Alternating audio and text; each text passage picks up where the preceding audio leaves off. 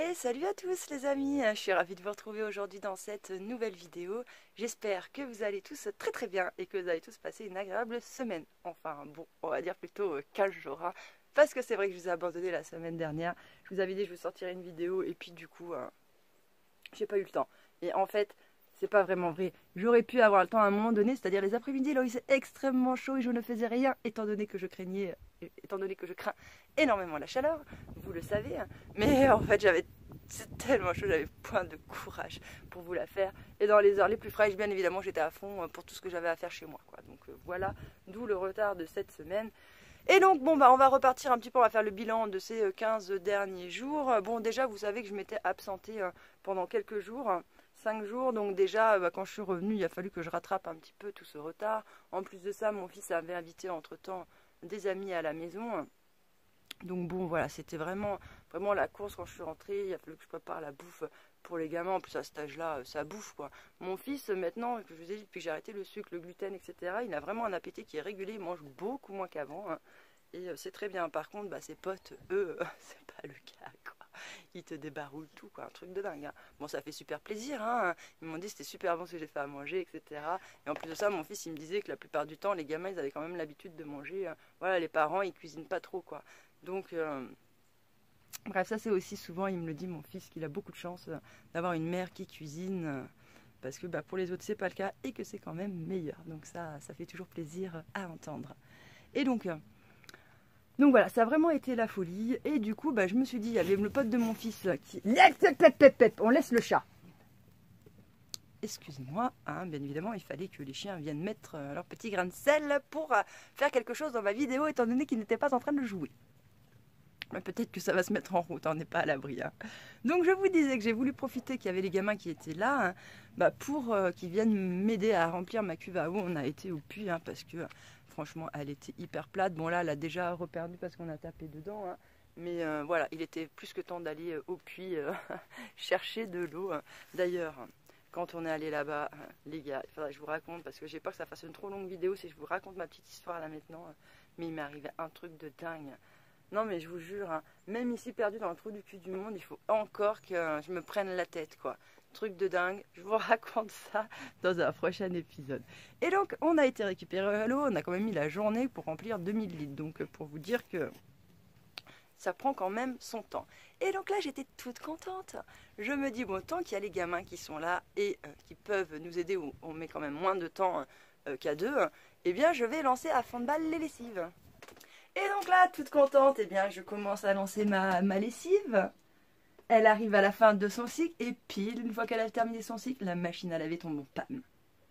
Donc, je me retrouve à ouvrir la machine, à bidouiller à l'intérieur pour essayer de réparer l'histoire. C'est l'ouverture de la porte, en fin de compte, qui déconnait. C'était pas la première fois que ça m'est arrivé, hein. Mais... jusqu'à présent, j'avais réussi à la faire redémarrer. Et puis là, elle n'a rien voulu savoir. Donc, bien voilà, je n'ai pas eu le choix que de casser la pièce.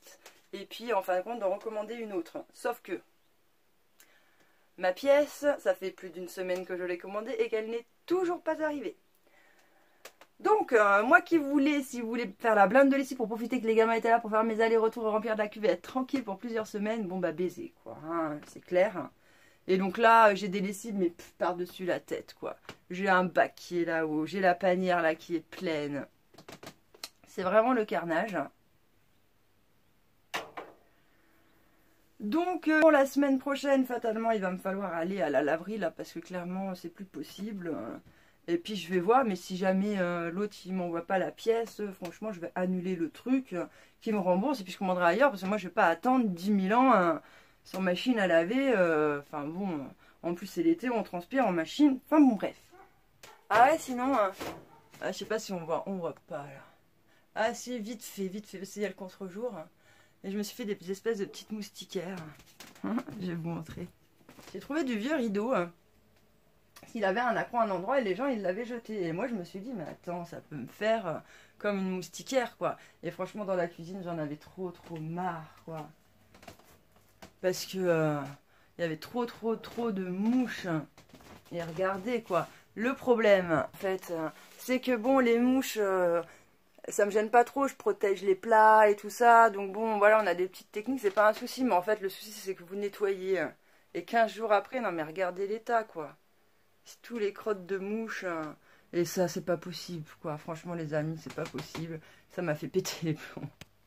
Et puis, ça fait aussi donner l'impression de perdre son temps, quoi. Parce que vous allez perdre une journée entière à faire le ménage à fond. Et en fait, même pas une semaine après, c'est déjà tout claffi, quoi. Donc, je me suis décidée à faire des espèces de petites moustiquaires. J'en ai mis à toutes les fenêtres. Et comme ça, maintenant, bah, je suis tranquille. Donc, il y en a toujours qui rentrent. Hein. J'ai toujours mon petit strapontin là-haut. Mais maintenant, ça s'est calmé. Je vais pouvoir faire le ménage à fond. Donc là, c'est ce qui m'attend aussi les prochains jours. Faire le ménage à fond et de pouvoir un peu profiter d'une cuisine propre avant qu'on rentre dans l'hiver. Non, mais parce qu'en fait, l'hiver, hein, j'ai le charbon qui tourne et donc du coup, j'ai de la poussière noire tout l'hiver ici. Et le seul moment où je peux avoir en fait une cuisine propre, c'est l'été. Mais si l'été, j'ai les mouches qui se mettent à chier de partout, et ben je garde rien de propre. Et, non, et là, à bout d'un moment, ça fait péter les plombs. Je veux bien m'accommoder en fait de quelques trucs, quoi, mais il faut pas abuser, quoi, non plus trop. C'est trop. J'ai accroché en fin de compte ces fausses moustiquaires, hein, mais je les ai tout simplement agrafées directement dessus. Je ne me suis pas cassé la tête. De toute façon, c'est un tissu qui à la base, il n'est pas fait pour aller à l'extérieur. Les guêpes, il suffit qu'elles le bouffent un peu, elles font un trou dedans, donc ça va pas durer ad vitam aeternam, hein, quand même cette histoire. Donc comme mon pote Alain, il serait là, il me dirait, Vénus, elle a fait du provisoire définitif. Et c'est un peu ça. Mais bon, on verra. De toute façon, j'ai vu, je peux enlever facilement les agrafes. Si c'est pas abîmé d'ici que l'hiver arrive, je les rangerai. Et puis voilà, quoi. Ce qui était un peu plus complexe en fin de compte, eh bien, c'est la partie de la porte. Hein, parce que, bah voilà, comme on voit avec le vent, ça bouge. Donc sur ce côté-là, bon, je suis désolée, je sais pas si on verra très bien avec le soleil, mais là, je ne peux pas faire autrement. J'ai mis un tasseau en bois qui coince en fait d'un côté. Et de ce côté-là, j'ai mis un scratch. J'en ai mis un de l'autre côté. Et en fait, comme ça, ici, je viens... Et donc comme ça, ici, je viens mettre le scratch. Et comme ça, si vous voulez, bah voilà, ça me permet de garder le truc fermé. Alors bon, il y en a toujours quelques mouches qui arrivent à rentrer à l'intérieur, mais comparé à ce que c'était avant, mais ça n'a rien à voir.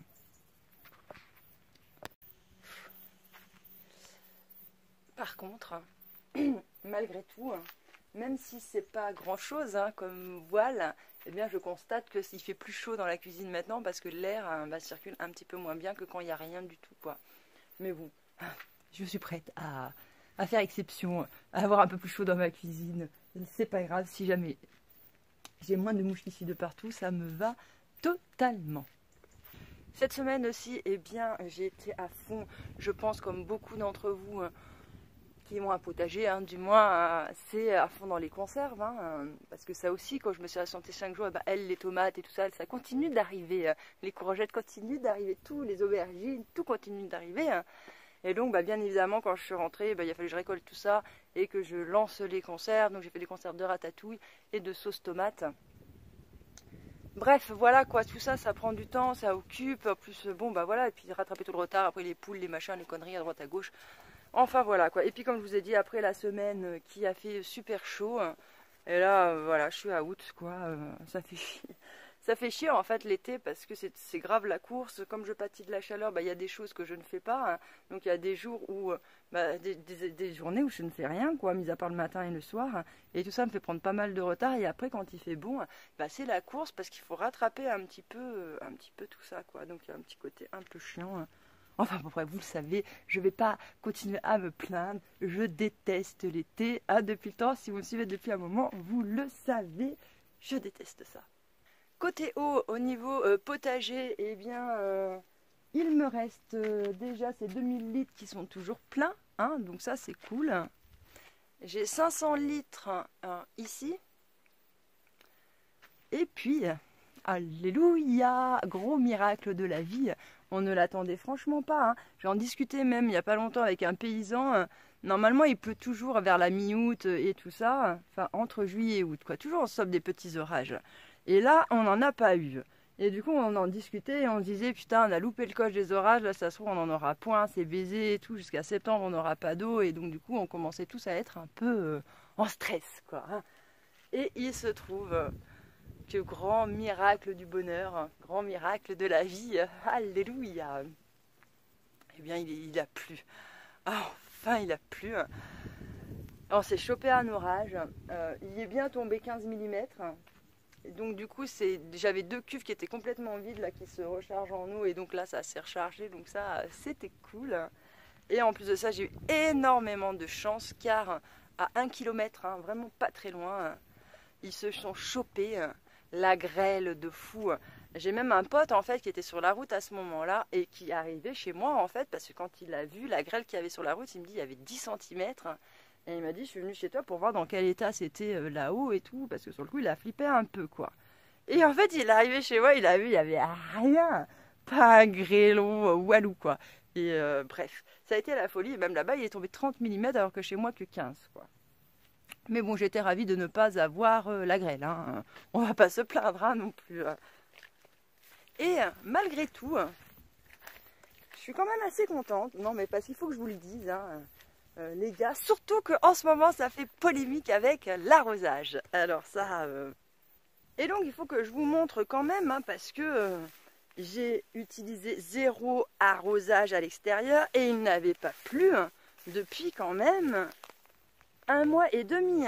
Moi, je suis dans une région où le taux d'humidité est à entre 30 et 40% à la journée, donc c'est même moins que le potager d'Olivier. Donc c'est pour vous dire, parce que lui, je crois qu'il disait qu'il était entre 40 et 50%. Hein, donc voilà. Et mes pieds de tomates ne sont pas morts. J'ai plein de trucs qui ne sont pas morts. Bon, on voit, ils ont pris cher, hein, quand même, ça a commencé. Hein. Mais ils ne sont pas morts. Hein. Et je suis agréablement surprise. Hein. Et c'est là, en fait, que je vois que j'ai amélioré mon sol. Car, clairement, la première année que je suis arrivée, ce serait déjà mort, hein, avec un été comme ça. Hein.